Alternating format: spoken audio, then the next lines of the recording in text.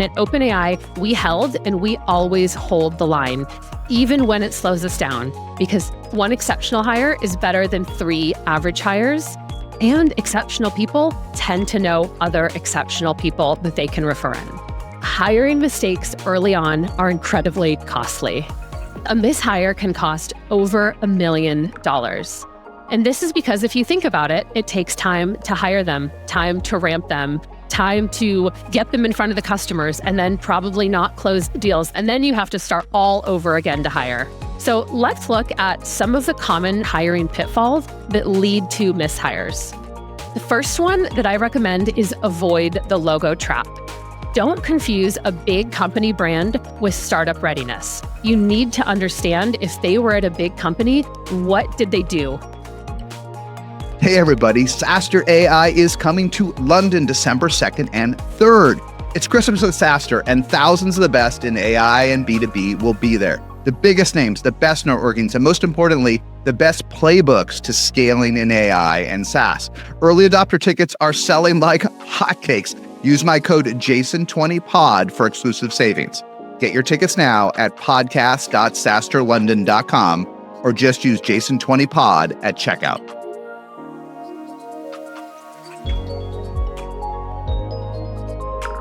Hey everybody, the best .coms are taken or overpriced. I was literally looking for a domain name the other day. It was $10,000 just to make an offer.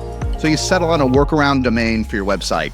Don't compromise. Get a clean sharp .tech domain that instantly says it's a tech startup. Grab yours at get.tech/SaaStr. That's get.tech/SaaStr or on domain registers like GoDaddy. Stop compromising. Get the domain you need.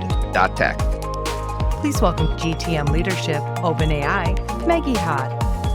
All right. Hi, everyone. Thank you so much for being here. I come to SaaStr every single year, and it has always been a career goal of mine to be speaking here. So being up here on the main stage is a little bit of a pinch me moment. But that's not what we're here to talk about today. What we're going to talk about is how to build top performing sales orgs. I have had a really lucky and fortunate pleasure of working for 4 different unicorns, helping to build their sales team at all 4 of them. I started my career at Eventbrite as the second SDR, spent 5 years there, scaling it until about 2015. And then I made my move over to Slack as the very first sales hire out of headquarters, where I spent 6.5 years in a variety of different roles. Then I made my way over to Webflow, where I was director of sales, overseeing sales dev, SE, SMB, mid-market, enterprise, helping to take the company from 40 to 140 million and a $4 billion valuation.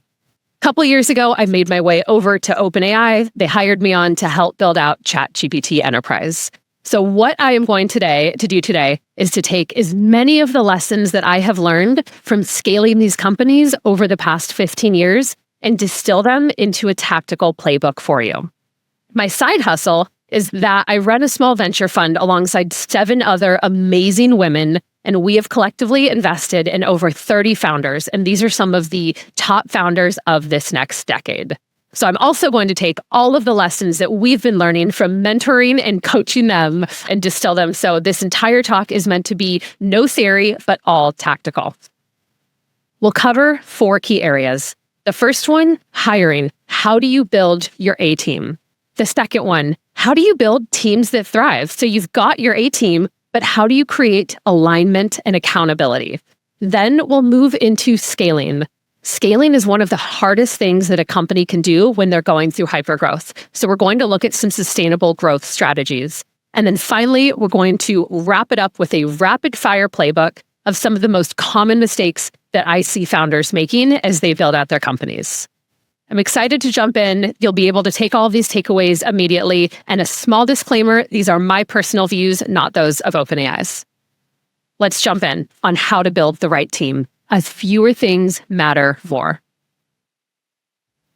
It was early 2023, and OpenAI had just released the fastest growing consumer app the world had ever seen, ChatGPT.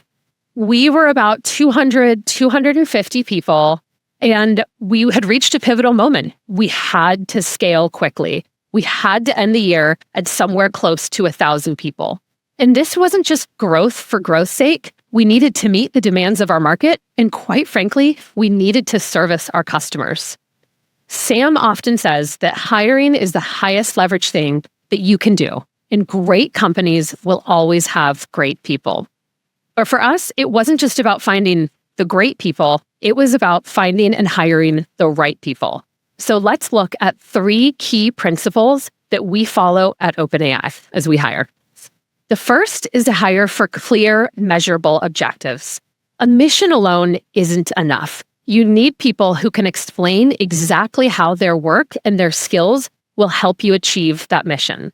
So we looked for candidates who could clearly articulate how their skills would move us closer to our mission, which is to create AGI, artificial general intelligence that benefits all of humanity, not just those who are excited by the vision. The next is it's important to build teams, not just talent. You can have 50 top performers, the best 50 people out there, but if they can't collaborate and they can't work together, you're going to get bottlenecked and stuck. So the most simplistic way to think about hiring teams is to think about them as a puzzle. You need multiple different pieces that will all fit together, and everybody will have something they bring that is distinct and complementary. Their skills, their roles, and culture all need to fit together because trust and collaboration matter just as much as individual excellence.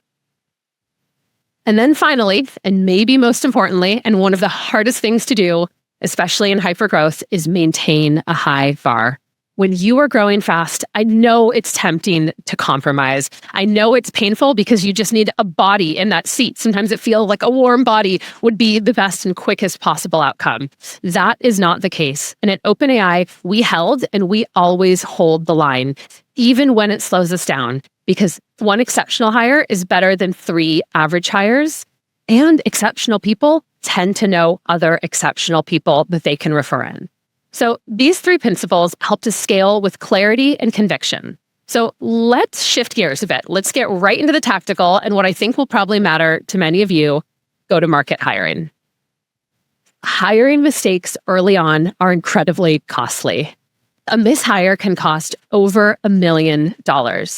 And this is because if you think about it, it takes time to hire them, time to ramp them, time to get them in front of the customers, and then probably not close deals, the cultural disruption that a mishire brings. Then you have to pit them, then you have to severance them, and then you have to start all over again to hire. So now you're looking at about $1 million and probably a year of wasted time. So let's look at some of the common founder hiring pitfalls that lead to mishires. The first one that I recommend is avoid the logo trap. Don't confuse a big company brand with startup readiness. I'm not saying that you shouldn't ever hire someone that comes from a big company because big companies have great people, but you need to understand if they were at a big company, what did they do? What did they build? What did they scale? So that way you can really understand if they can bring these skill sets over to your thriving startup. You don't need someone who can just operate the machine. You need someone who can build it. The next one that I see founders do very often is they promote too early. Your first AE is very likely great, but that doesn't mean that they should be your first head of sales. You must give them mentorship, but you also need to be thoughtful about how and when you level them up. And to go on this a bit further, what I often see is founders, if they end up promoting someone who doesn't have management experience, they will have to spend a lot of time coaching them, which is just time they don't have, or they will not spend the time coaching them and this hire will flounder. So neither of those are great outcomes. On the flip side, I also see founders trying to hire someone who's senior way too early. They come to me and they say, Maggie, I have 2 AEs. I think it's time for a CRO. No, it is not time for a CRO. You need to make sure that you have clarity on how the repeatable motion works. They need to make sure there's strong playbooks in place. Otherwise, they will be flying blind. So founders, you are the head of sales until you have a repeatable motion. You must own it until the motion works, and then you can hire to scale. So essentially, a repeatable motion means that a non-founder can sell and close. You know your ICP, you know your pitch, you know where your leads are coming from, and you know that they can move predictably through the funnel. No one is going to sell with the same urgency and conviction that you do, so you need to make sure that it is possible for you to hand off the sales cycle to someone else before you go build out a sales team. So let's look at what we should be looking for. I love to hire what I call chaos translators, or people who embrace the chaos. These are basically people who just thrive in ambiguity. You can throw them on a renewal, you can throw them on an outage, you can throw them on a crisis, and they're going to take it with a smile. These are the builders that you want to hire. I also love to prioritize generalists early days, someone who can wear a lot of hats. So that's a versatile generalist that can jump in right away. Also, early days, you want to avoid lone wolves. I actually love lone wolves. There's a time and place for lone wolves, but that time and place is not your first hires. You want folks who are deep collaborators, not people who are just going to put their heads down and sell. You must be meticulous, do deep interviews, back channel thoroughly, and trust your gut. Off is usually off. So let's take a look at some interview questions. Founders often ask me, how do I interview salespeople? They all seem like they are great at interviewing. I think the easiest thing to do is to distill it into two clear buckets. Look at tactical and look at behavioral. So when you're looking and asking for questions that are tactical, you're really looking for skills and experience. What did they build? What process did they invent? How did they mentor and train others? How did they help hire and scale the team? When you look at behavioral, you're really looking for mindset and you're looking for character. Asking questions like, describe a painful deal that you lost. What did you learn? Is going to show, do they take accountability? Do they have a growth mindset? It's also really important to understand who were their closest cross-functional colleagues. Early days on in building a sales machine, or just a company machine, people have to work very closely together, so you want to make sure these folks are strong collaborators. Let's take a look at some red flags to watch for that tend to come up during sales cycles, and if I see these, I am always an immediate no. The first is blaming others for failures. You want to make sure that somebody can take ownership of the mistakes that they've made or when things don't go wrong, and they don't just blame others. The next is frequent job hopping without progression. We've all seen those people that seem to have a year at a whole bunch of different companies, maybe a more senior title at each one, but what you really want to look for is growth within their current company. People who are primarily motivated by titles or money. Look, we are all financially motivated, but it is so important to make sure that if you hire someone, they're not going to jump ship if somebody comes along with a $20,000 hire offer. And finally, a lack of humility or unwillingness to make mistakes. We've all made so many mistakes within our careers. And so it's so important that you find someone that can admit to these mistakes and, most importantly, learn from them.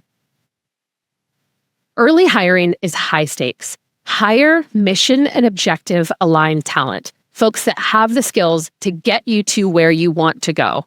Never skip interview steps. Interviewing is so painful. But what's more painful is cleaning up a bad hire later on. Trust your gut early. Off is usually off.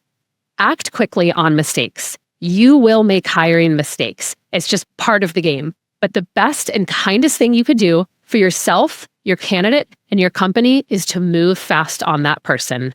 And finally, don't go it alone. Leverage your network, leverage your investors, leverage your advisors, and people who have hired go-to-market before. At 20 Sales, one of the most common things that we do is we help our founders look through who should be their first sales hires, and we even help them interview. So make sure that you are leaning on people that can help you guide through this process. So I'm going to leave you with a piece of advice from OpenAI's CFO, Sarah Fryer.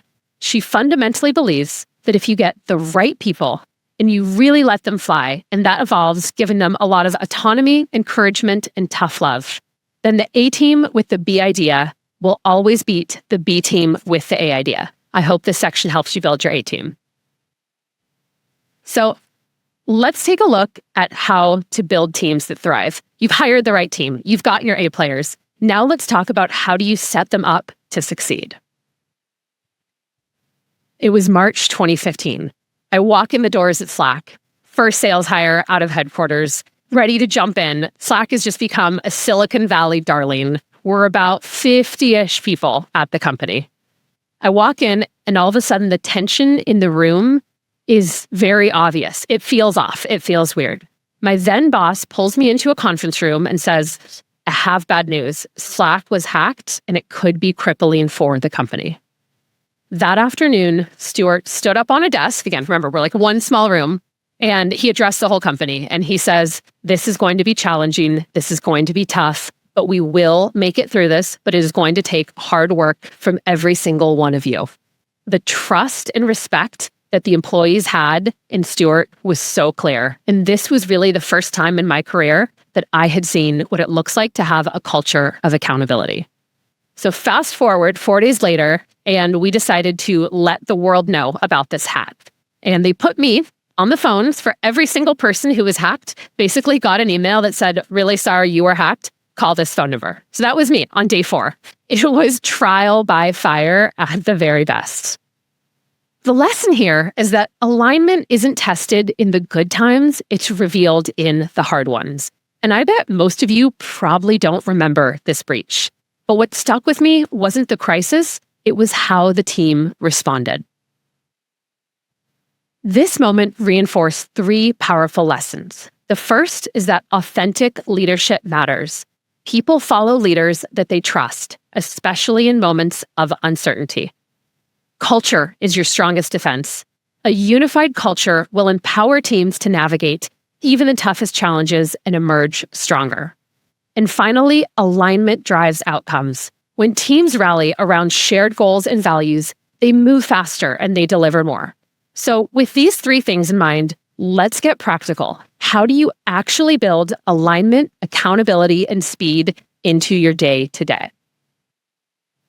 First is that you need to encourage real debates. You need to make sure that every single person in the company feels comfortable speaking up, from the SVP of marketing all the way down to the SDR. I'm a big believer in no meeting after the meeting. Avoid those side chatter conversations. Once you've decided on something, move forward and you can always revisit with intention. Second, make priorities obvious. Founders and leaders, this one is on you. You need to set clear priorities and ownership. You must use async, transparent communication to connect everybody's daily work to goals. Our CPO, Kevin Wheel at OpenAI, every single Monday morning does a post to the entire company that tells us what's coming up for the week. What are we launching? What are the key things to be aware of? And that's how we've helped to build this culture of alignment. And then finally, speed up decisions. In this world of AI, you don't have time to wait. Empower decision-making at all levels. In just the last year, I had an AE come to me wanting to test out a new vertical, another one wanting to test out a new pricing strategy, another one wanting to test out a pilot motion. We did experiments on all 3. All 3 were wildly successful, and they've changed how we sell today. I am a big believer that those who are closest to the business have the best ideas. And that's typically the ICs. So frontline managers shape your team's daily experience. They are essentially your organization's pilots. And you wouldn't get on a flight with an untrained pilot, right? I hope not, at least. Yet, unfortunately, this is what happens in most companies. They underinvest in their frontline manager leadership and development. I also like to joke that frontline managers are also untrained therapists because it's so common that they are shouldering the weight of those that are reporting to them. So you must overinvest in their leadership development, in executive coaching, in emotional intelligence training. Equip them to manage not only people, but conflict and culture. They are not just managers, they are your cultural backbone. Customer obsession is everyone's job. Success isn't just on sales. Every team owns the health of the customer. You must build this mindset from day one. We actually did this really well at Slack. At Slack, we took our largest customers and we assigned non-sales DRIs, directly responsible individuals, to be in charge of each customer. So our VP of engineering, Michael Lopp, was in charge of VMware. Our CTO, Alan, was in charge of Nike, and so on. And all of a sudden, we started seeing the customer feedback start to come into our roadmap a heck of a lot faster. We also at Slack, Webflow, and OpenAI have built out customer wins and customer losses channels. If you don't have these, go build these immediately. The customer wins channel is awesome. It's a feel-good channel. Everyone loves to see the new customers that are coming on board. But the customer losses channel is really where it's at. As soon as that thing lights up, everybody swarms in because they want to know why we lost the customer. I often see our COO, Brad, in there jumping in, offering support, asking questions, trying to learn from what we could have done better. Bake customer obsession into your DNA. So this picture that you see up here, that is OpenAI's go-to-market team about 2 months ago. In 2 years, we have gone from 10 to 500 people, and we are going to keep on going. And the reason that this is working today, while it hasn't been easy, is we are built on transparency, trust, and accountability. We invest in our leaders so they can grow with the company, not out of the company. And we embed customer obsession into every single function. Do these things well, and your teams will thrive even in the toughest of moments. So we've hired the right team. They're all swimming in the right direction. Let's now jump in to how do we scale without breaking. Let's dive in. In 2016, Stuart Butterfield came to the sales team at Slack and said, we're going to hire an SVP of sales, Bob Fratty.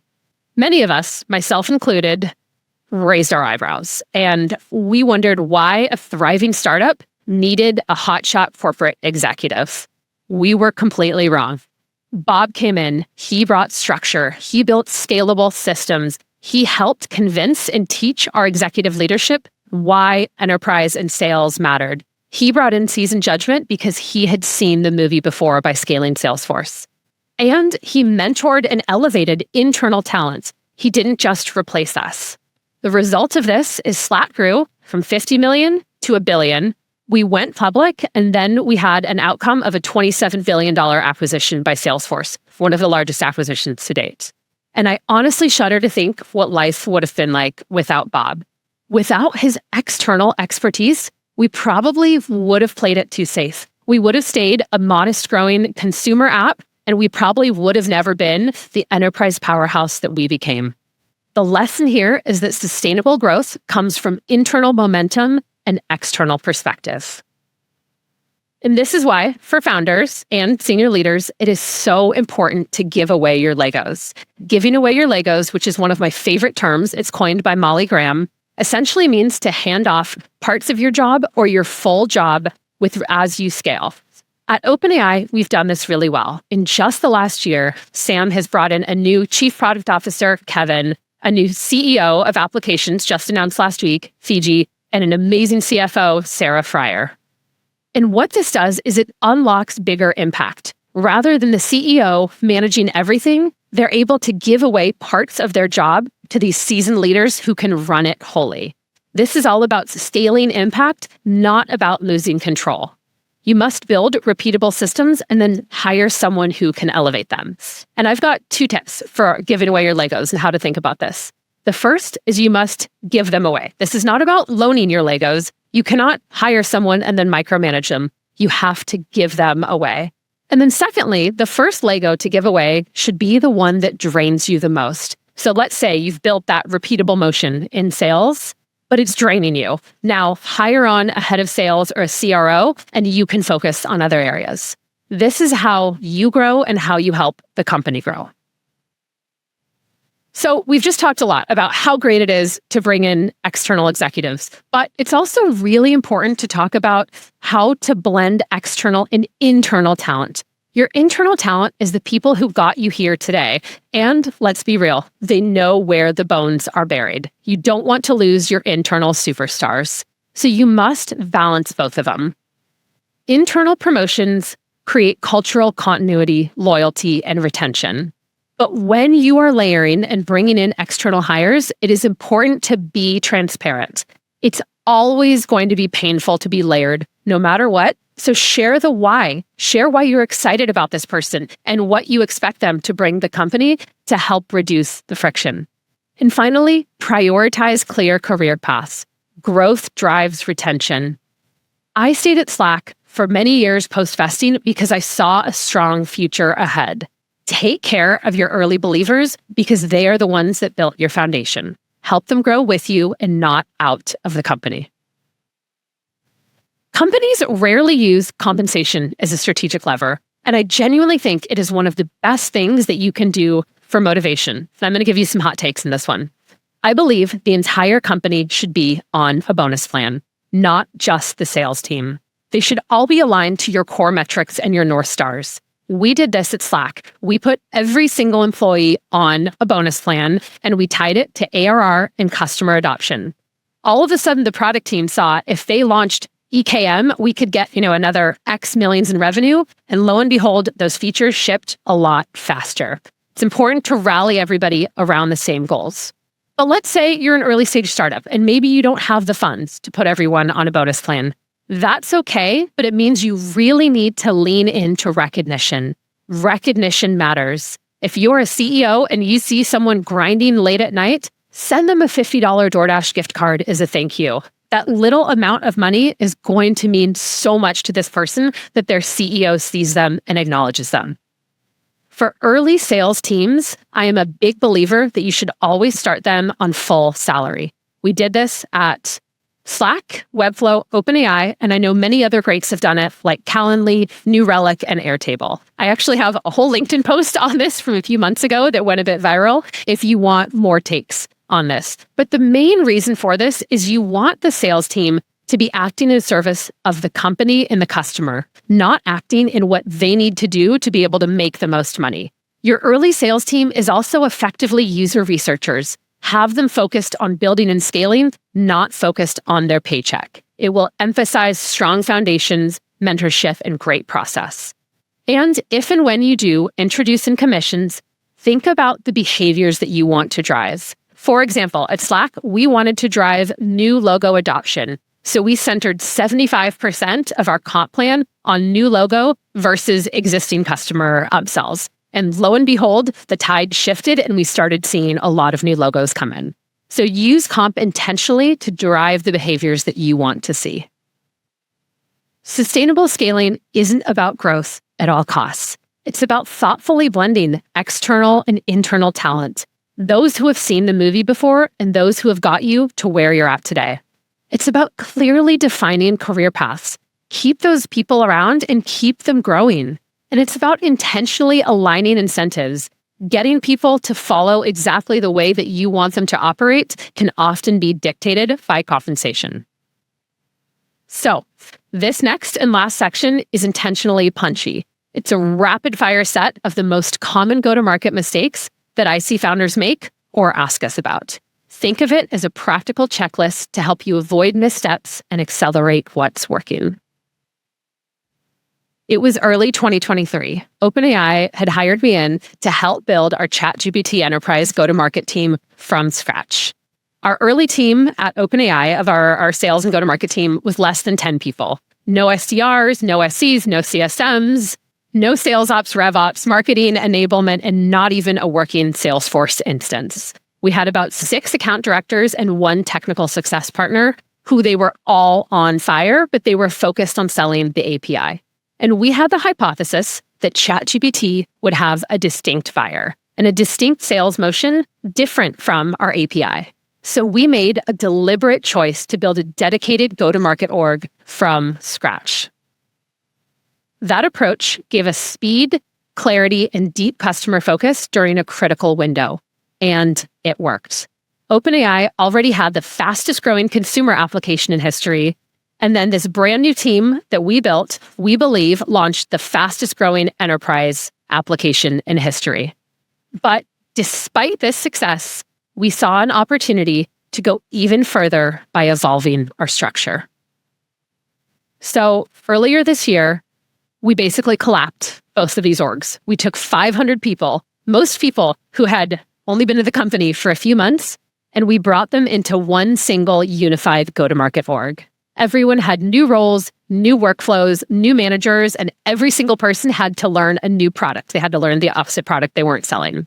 This was a hard change, but ultimately it drove faster execution, less duplication, and most importantly, a better customer experience. The key lesson here is that old playbooks don't always apply in AI.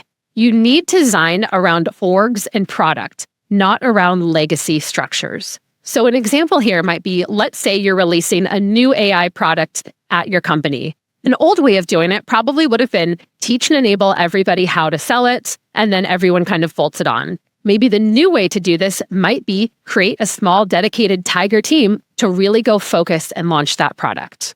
Move fast, be willing to make mistakes, and bold, uncomfortable decisions, and they will pay off in the long run. Great execution isn't just about moving fast. It's about knowing when to pivot. One of the most important leadership muscles is the ability to change course early, before pain compounds, just like how we did at OpenAI. I really love Amazon's one-way versus two-way door model. Essentially, a one-way door is something that's obviously really hard to reverse back from. And a good example here might be a large-scale pricing change. That's a really hard thing to measure right away and to also roll back from on your customers. But I'll tell you, most things are two-way doors. So for example, a reorg, while maybe painful to roll back, is absolutely doable. And if you think it's the right move, you should do it quickly. Don't delay on change to avoid discomfort. I very often see sales leaders wait to make changes only once a year. They wait till the end of the fiscal year. This is a really bad idea, especially in the world of AI where things are moving so quickly. Explain, and then finally, it's important to explain the why behind these changes. Look, changes are, no matter what, going to be disruptive, but if you explain the why behind the tough calls, you will usually get people bought in because trust will follow transparency. It was early 2015, and Uber came to us. This is with Slack. And they were maybe about 5,000 or 6,000 people. And they said, look, we want to buy Slack. And we knew at that time that we could handle maybe 2,000 people max. Our largest customer was about 1,000 people at this point in time. So we decided, let's compromise. Let's offer Uber a small pilot so they can test out and see if Slack is the right move for them. Well, they decided they did not want to listen. And overnight, they brought on 2,461 users. And our systems went down. The crash here of being taken down actually didn't really matter. What mattered is the reputational hit and damage that Slack took on, where we had to spend the next 3 years convincing enterprises that we were, in fact, enterprise ready, despite what had happened with Uber in 2016. And this is why it is so important to rarely start with the enterprise. When founders come to me and they say, I want to go after Walmart, Nike, insert large enterprise logo, I will 10 out of 10 times push back and say no. And I know enterprises are tempting. Big logos, big ACVs, they look great on an investor pitch deck. But the reason that you don't want to start with the enterprise is threefold. First, they typically have really complex hierarchies and lengthy decision cycles. It is rare that an enterprise is going to do a deal in anything less than 6 months. And as a startup, revenue is your lifeline. They're also going to have deep customization needs. They're going to ask for things that are not on your roadmap, and then you're going to have to make a hard call if you want to veer off course. And then finally, they are pretty typically risk-averse buyers. Most enterprises are not going to be the first one to buy a new software. So instead, what you want to do is define your ICP. Your ICP is your ideal customer profile, and then create your target list. So basically, take a look at the customers who are already using you and work well on your platform. Understand why they bought you, why they're thriving, and why you won them over the competition. So for example, maybe Mural is one of your customers. You might want to look at Miro and Figma because they're very tangential in the spaces that they have. Find these shared attributes and pain points and understand why they chose you, create that list, and then go outbound. Outbound starts on day one.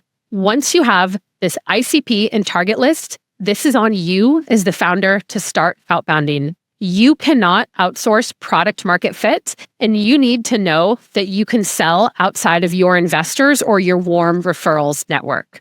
Warm intros will not scale. You must sell to strangers first. As a data point, I have had 3 personal angel investments go under. All three amazing companies, but the one thing they had in common is they could not find go-to-market fit fast enough. So avoid spray and pray. In the day and age of AI, I see about 95% of the outbound that I get is absolute spam. There's no reason this should be the case. So be that 5%. Be personal, be relevant, be helpful. Run pilots that actually close. Run pilots like real sales motions. Last year, we decided to put together a dedicated pilot team. We wanted to see what the impact would be if we treated our sales cycles like they were real customers.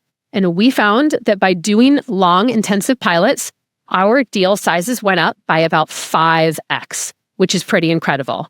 But pilots take a long time to convert, and they are very resource intensive. So if you are going to do pilots, which I think everybody should, obviously, there's 3 key things that you want to follow. The first is you want to secure explicit customer buy-in up front. This means if you do the pilot and it works well, they will have budget. They will be able to convert. The second is you must define clear pilot roles and responsibilities. If you're going to lean in and do this pilot, you need to make sure the customer is also leaning in the same way. And finally, and probably most important, the execs at the customer must know that this pilot is happening. If the execs are not aligned or aware of this, doesn't matter if it's a great pilot, it's very unlikely the deal will get done. Treat pilots seriously. They're a high leverage conversion tool. Customer success should be a core strategy, not a side function. I know there's some vibes in the industry right now that we don't need customer success. This is, to me, short-sighted and absolutely the wrong way to think about it, especially for hyper-growing startups. A deal is not won when the deal is signed. A deal is won when you have deployed and you have a happy customer who is singing your praises. And it costs 5 times more to acquire a new customer than it does just to retain an old one. Yet companies are not focusing enough on customer success. And churn is so much more than lost revenue. It's also brand damage, like in Slack's Uber example. Prioritize adoption, prioritize retention, prioritize long-term value. Build these tight feedback loops. Get the voice of the customer. Product, executives, everyone should hear it and should act on customer insights.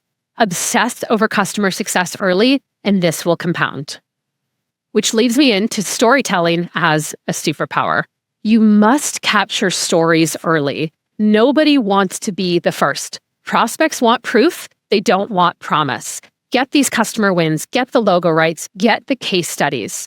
An example here, when OpenAI launched our partnership with Moderna, and we estimate that we can help them reduce time to FDA approval for cancer-treating drugs, all of a sudden that unlocked credibility in the life sciences industry. When we launched our partnership with Morgan Stanley about how their wealth advisors can have happier customers and take on more work, that unlocked credibility in financial services. Internally, people also love customer stories. Think about your engineers and your product managers that are working so hard to build this product. They love to hear how people are using it. And then externally, these customer stories will build credibility and momentum. You need to prioritize storytelling from day one. Product-led founders, this one is for you. I've built my career working for 4 product-led companies, and there's been a pretty common theme when you have founders who are typically technical and product kind of minded in nature, when they don't have deep go-to-market experience. They often forget to think about the sales upgrade path early on. PLG drives early adoption and virality. I love PLG. And then you bring on a sales team, which is critical for upmarket strategic deals. You must plan for both from the beginning, even if you don't plan to hire a sales team right away. But you need to be thinking about how the product will evolve and leave room to eventually differentiate. We actually did not do this very well at Webflow. Webflow was around for about 7 years before we built a sales team, and we built a killer self-serve product. It was so good, and I'm biased, but I think it was the best in the industry. Yet when we decided to hire on a sales team, there wasn't enough product differentiation to sell. So it took us a good year to 2 years to truly build out an enterprise product. And that was a lot of time that was wasted. So the takeaway here is to design with sales in mind from day one. So the bottom line is that execution is everything, and execution is the sum of many well-run plays. Avoid starting with the enterprise. They have long sales cycles. They're risk-averse buyers. Maintain customer obsession. Always. The customer should be front and center of every decision that you make. Use storytelling strategically, both internally and externally. No one wants to be the first. And then thoughtfully combine PLG and sales-led growth strategies. 4 years later, we won Uber back. This is a big moment for us. It took time, but we earned it when Slack was ready, when the product had matured, when the infrastructure could handle the scale, and when we were ready to staff them, and the timing aligned for both sides.